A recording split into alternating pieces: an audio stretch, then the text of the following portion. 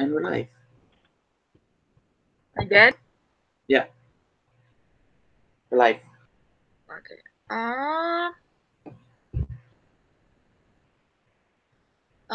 Let's start by by the first question: and metaphors are there in these poems, and how are they important to the poem's message? Okay, the first one, I guess, God's grandeur.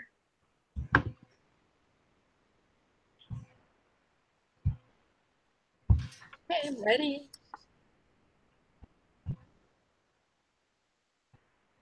Okay. So says, what similes and metaphors are in these poems, and how are they important to the poem's message? So are we starting with God's grandeur? Yeah. Okay.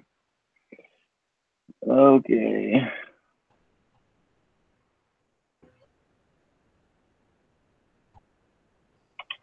So in the second line, it says, it will flame out like shining from shook foil. So right there we have a simile, like shining from shook soil, or from shook foil, sorry. What's a simile? Okay. So let's see the meaning of that. How does that affect the poem? Let's see.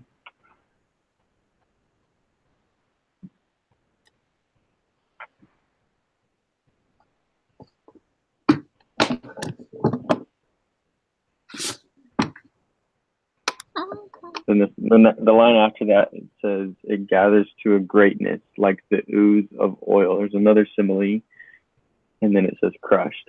So it looks like both of those are showing, I guess in the third line, like the ooze of oil shows. I don't know. I mean, both of them are similes, but I don't really know how they're affecting the poem. I don't know how to describe that.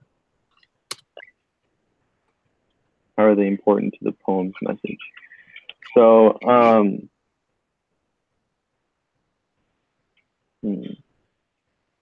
it will flame out like shining from shook foil. So, it'll, like it says, it'll be crushed. It'll come to an end. Like the ooze of oil makes it sound slower. Not right now. You can use that one. Something like that. I don't know. What do you guys think? I have no clue because that's the only two similes I see in the poem. In the poem.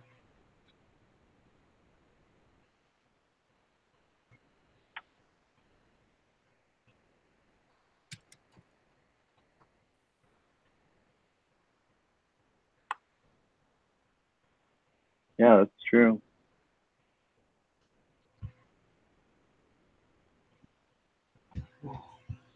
What does it mean by God's grandeur?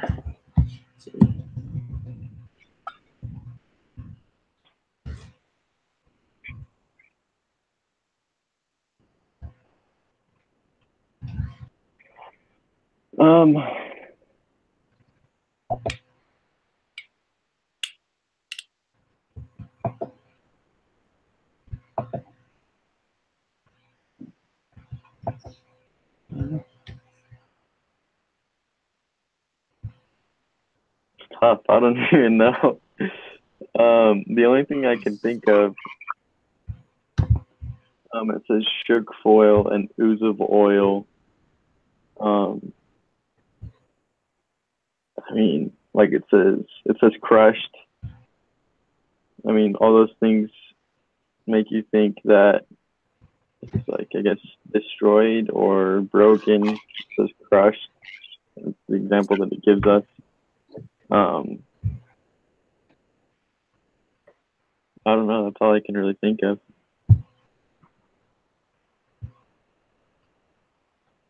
It would be the how they are message.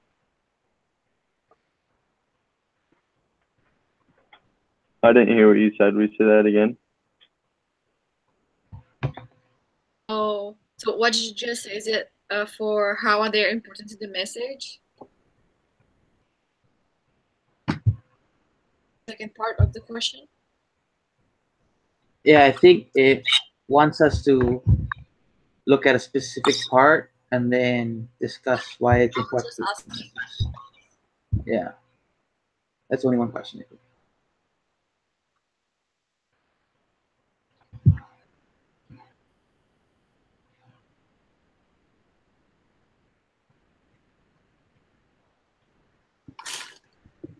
I think. Okay, I think reading this whole section again, the first part of the poem, and how the two similes you see in the poem says it will flame out like shining from shook foil, and the second part is it gathers to a greatness like ooze of oil, crush. So, and then if you read on to the rest of the poem, it's like men have. It's like since the God had created this world, men are the ones that's gonna bring it down. I guess. Yeah. Does that make sense? Yeah, it does make sense. Yeah. Because those two similes are like these good grand things that are coming to an end. Like the flame, it will flame out like shining from shook foil. I don't know what that means, but whatever. And it gathers to a greenness like ooze of oil, like the ooze of oil crush. So I'm guessing like something's gonna come to an end because of men's behavior, I guess. Yeah. Yeah, I can see that. Cool.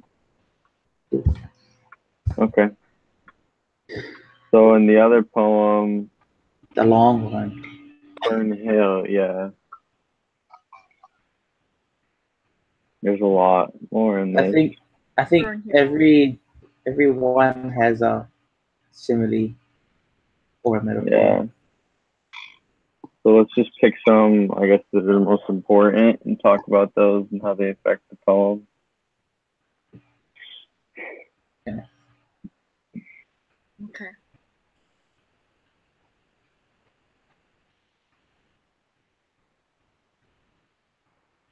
So the second one, Fern Hill, Hmm? right? Yeah, second poem. Fern Hill.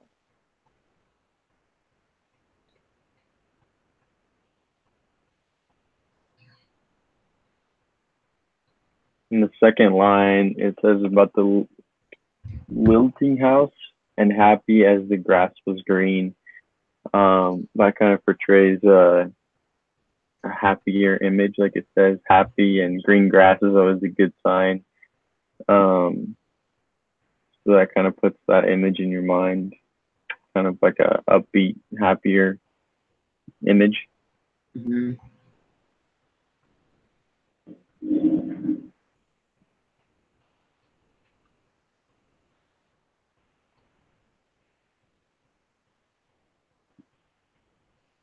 Pyramid, okay. And then kind of like yours when you picked out it put some other detailed ones that kind of support the poem in that whole vision where or image that you're in this beautiful place, whatever. And then the second one it says, um, in the sun that is young once only once. Kind of seeing that every day is a brand new day, I guess. And that here Yeah. you just live freely, I guess. In that same stanza, at like the first line, it says, "And I was green and carefree," which goes along with that again, like the happy-go-lucky, carefree attitude.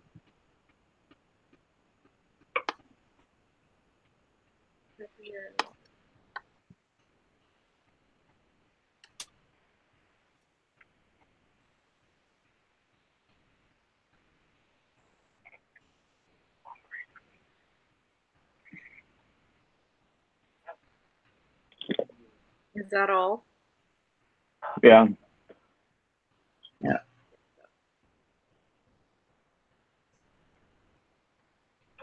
yeah, that's pretty much Like it. noting what you were seeing. So like,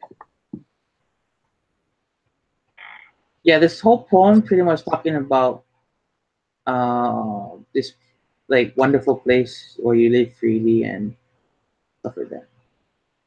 You're supposed to be like out of yeah, this beautiful place where you just do whatever, be happy Hmm. and whatnot, Ex- enjoy nature and the things around you. Yeah. okay. Okay, so we're on the third poem. Yeah. Yeah.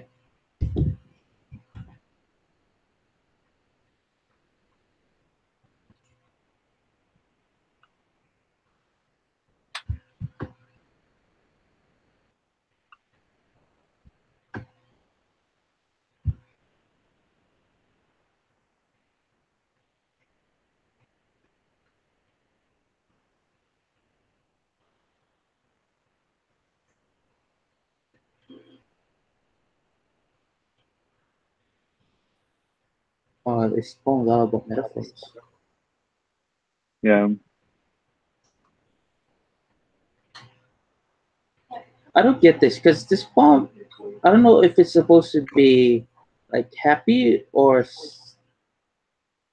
like it has a hint of like sadness, but Yeah. because it's supposed, you can tell it's supposed to be like cheerful or like happy because in the first stanza, the second line it says, "And the sun was white as though children of children." What is children of God? What the heck is that? I have no idea what that means. Let me Google that. Children of God. I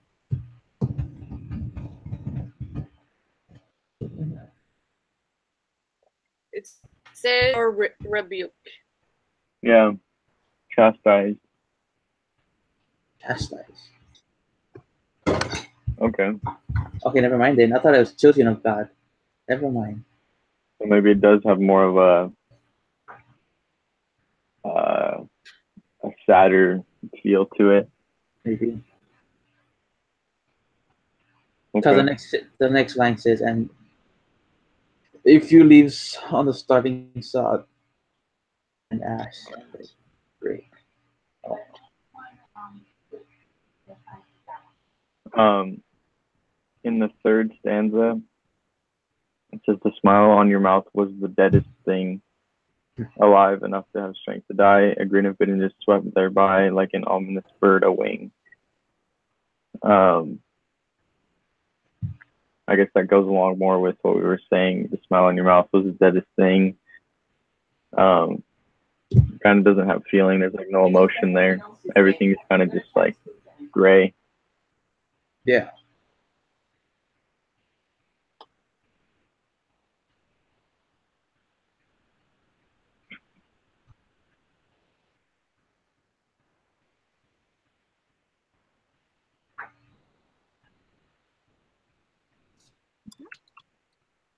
God cursed son.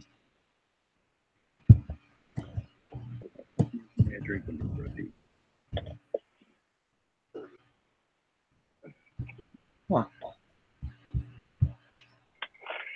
Go grab my peanut butter bites from the stove. Hey, hey, never mind. Never mind. I was gonna say so stuff with this one. If you look at the last stanza, uh, the whole thing actually. Since then, keen lessons that love deceives, and rings with wrong of shape to me. Your face and the God cursed sun, and a tree and a punch edged with grass leaves. So it's kind of like this sounds like this whole poem. Like I don't know. I think this person has like hate for somebody or whatever. I don't know. It's definitely sad. Yes.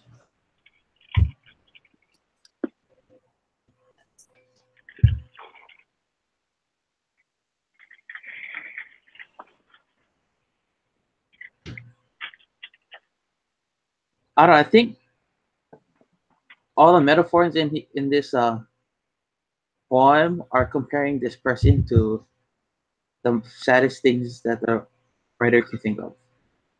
Yeah,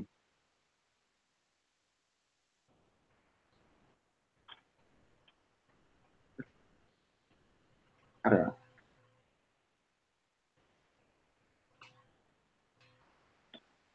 cool. Anything else? Oh no. All right, next question. How do these how do the objects to which objects are compared make us feel about the what? How do the objects to which objects are compared make us feel about those objects? Provide. Objects with objects are compared That make us question feel makes about. no sense. Yeah, that's not a very good question. How do the objects to which objects are compared make us feel about those objects? I think they're trying to Huh. say, how does the author compare the objects to another object make us feel about that object? So they're comparing the two objects, and she wants to know how we feel about the first Those object. objects. Yeah, Yeah. the object the author is trying to That make like the other person. So there's the original object, and it's asking what the other object makes us think about the original object. Correct. Okay. Yeah. So let's go with the ones that we picked. Which similes and metaphors have we already picked? We picked from the the first one. first the only two ones that were in there is the flame. It'll flame out like shining from shook foil. It gathers, and then the second one is it gathers to a grayness like the ooze of oil crushed.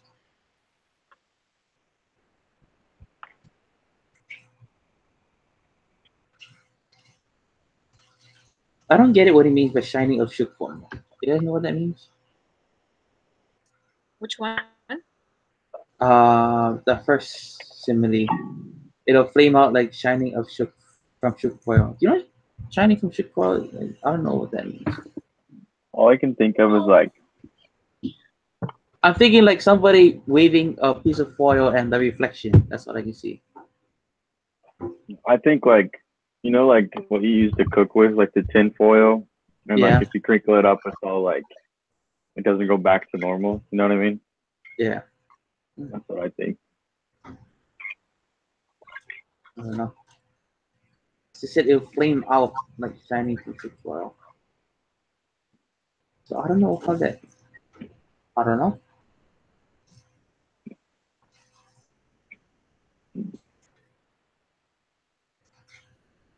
I have,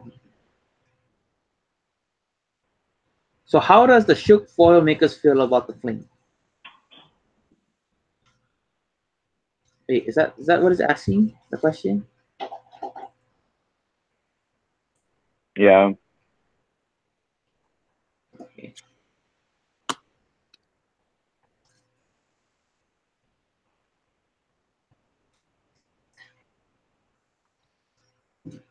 I have no clue.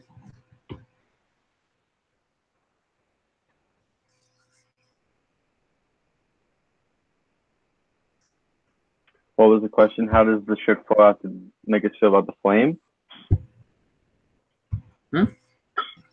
I don't know. That's the other one, like the ooze of oil. It gathers to greatness. Greatness becoming great's a slow process, and the Yeah, ooze of oil.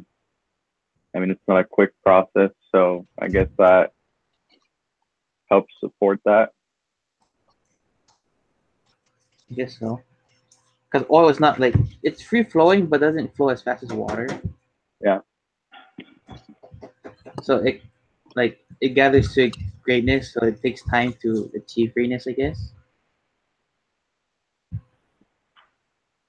yeah, Yeah, sounds good to me.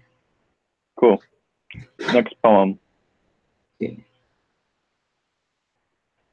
I know we pulled a lot from this one.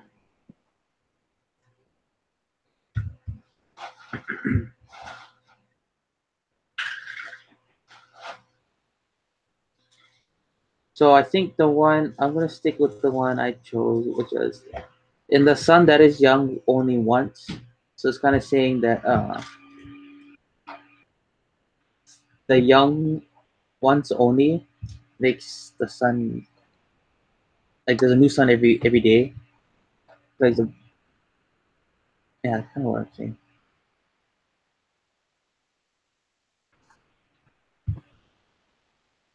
I think that's what it means. Like in the sun that is young only once.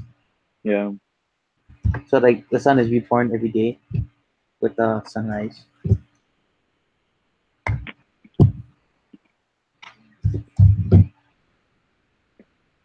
cool. What was it, what other ones did we use in this poem? Um, Use the second one. The as the grass was green. Okay. When we talked about this the first Use time, that. we kind of mentioned it. Like when you think of green grass, I mean, there's the saying like grass is always greener on the other side. mhm, Green grass is a happy thing. It's an uplifting thing. It's a sign of like it's a good sign. Um, so that portrays a happier image. yeah,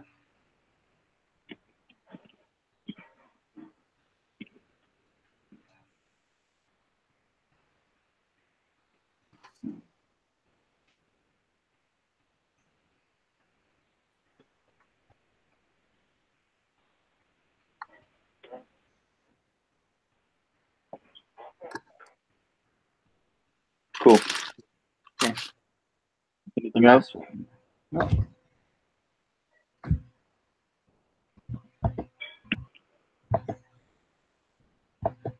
okay. So last poem. There's a lot in the last poem. I think we talked about the whole thing, but we'll only pick a few.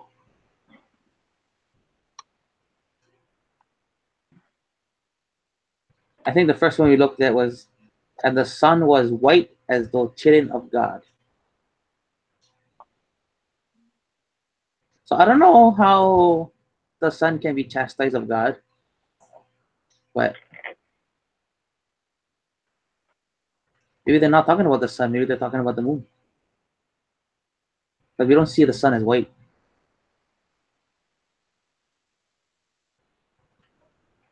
but that's only a The thought, moon right? compares. Okay. Unless it was being hidden by clouds. I don't know, covered by clouds.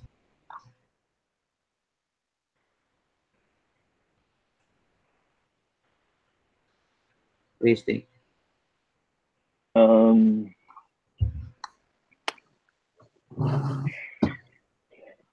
yeah, I don't know. I mean, chastised or chidden, as it uses in this example of God, is obviously not a good thing. Um, so the sun being white, I don't know necessarily what that means, but being chastised of God obviously has a negative feel about it.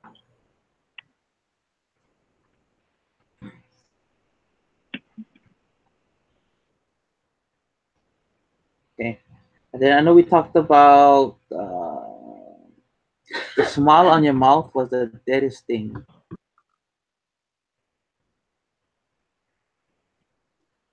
So dead is obviously like not good. Of So course. it shows that there's like no feeling with the smile. Like the smile on your mouth was the deadest thing. So it was obviously just like a fake smile. It wasn't like real with feeling and happiness. It was just to kind of put a face on.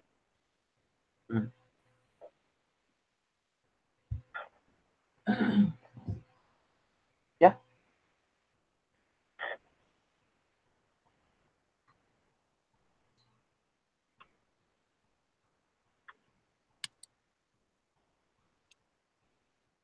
Okay. Sounds good to me. Next question. Next question. So the next question is How does making those comparisons contribute to the poem's tone and message about the issue or theme it addresses? Also, the last one's Well, easy because we've been talking about how all the metaphors that are in it um, make it sound dark and like not a happy thing or uh-huh. sadness. So the last one we already know what it's talking about. Then the first Well, one we cut. Oh, never mind. You can go. Sorry. no, go ahead. It's fine. No, no. I was just gonna say, um, writers use similes and metaphors just so they can be more descriptive, um, to better portray their image. In the video that we had to watch, Hmm. um, it talks about that. The very first video, it uses an example of like one thing without a simile, and then using a simile, and using that just creates an image in the reader's mind, um, so that they're better able to understand I guess, the whole theme of the poem or the story or the paper, whatever it is. Um, Yeah. so the comparisons contribute to the poem's tone and message, because it's a great way to be able to get their point across in a way that the reader will understand it and kind of bring it to life. Yeah, I totally agree. And it contributes to the poem's tone because then we're able to see what the reader wants us to feel. I guess. Like I was talking about the last one, how she compares this person to all those bad things or not. So it kind of contributes to the poem's tone by comparing one thing to these things that make us feel sadness or happiness or whatever. Mm-hmm. Yeah. Cool. Okay. How's the summary coming? Are you at a page yet? Yeah. But for now, I'm just writing what you're saying. So Oh, you're they're gonna like, put it all together later. But do you have at least a page? for now we have. Oh yeah. Okay. Okay.